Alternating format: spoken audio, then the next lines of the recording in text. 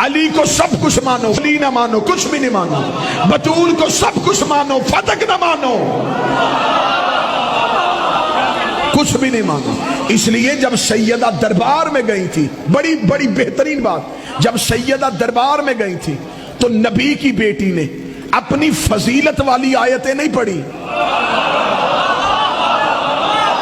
لے جی میں اسلام آباد میں جگر ہتھیلی پہ رکھ کے بات کرنے لگا ہوں، اتنا بڑا جگر چاہیے یہ باتیں ممبر پہ کرنے کے لیے۔ بی بی نے 40 آیتیں پڑھی ہیں دربار خلافت میں، بی بی نے ایک آیت بھی اپنی فضیلت کی نہیں پڑھی۔ بی بی انما یرید اللہ پڑھ سکتی تھی، بی بی سورہ کوثر پڑھ سکتی تھی، بی بی آیہ قدر پڑھ سکتی تھی، بی بی نے فضیلت والی آیتیں نہیں پڑھی، بی بی نے اپنے حق والی آیتیں پڑھی، جس سے بی بی کا حق ثابت تھا۔ فضیلت ثابت کرنے کے لیے نہیں آئی تھی، حق ثابت کرنے کے لیے آئی تھی، کیونکہ جو سامنے بیٹھا تھا اگر وہ فضیلت کا انکار کرتا تو وہ گناہگار ہو جاتا، لیکن حق کے انکار سے بندہ گناہگار نہیں ہوتا، کافر ہو جاتا۔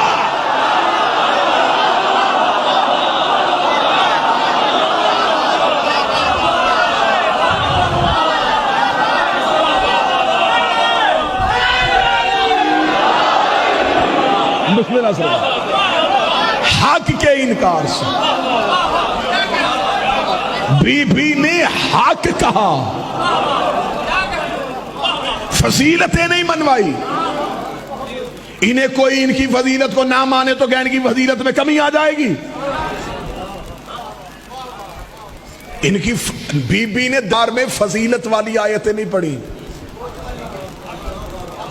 اللہ نے قرآن میں ان کا حق منوایا ہے۔ کافر اور ہوتا ہے، فاجر اور ہوتا ہے۔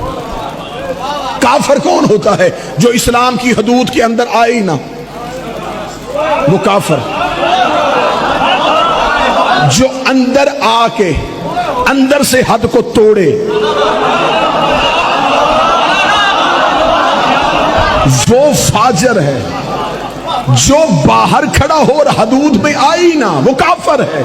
جو آ کے دائرے میں پھر حد کو توڑے وہ فاجر ہے۔ اس نے فضیلت کا انکار کیا، جس نے اندر سے حد کو توڑا اس نے حق کا انکار کیا۔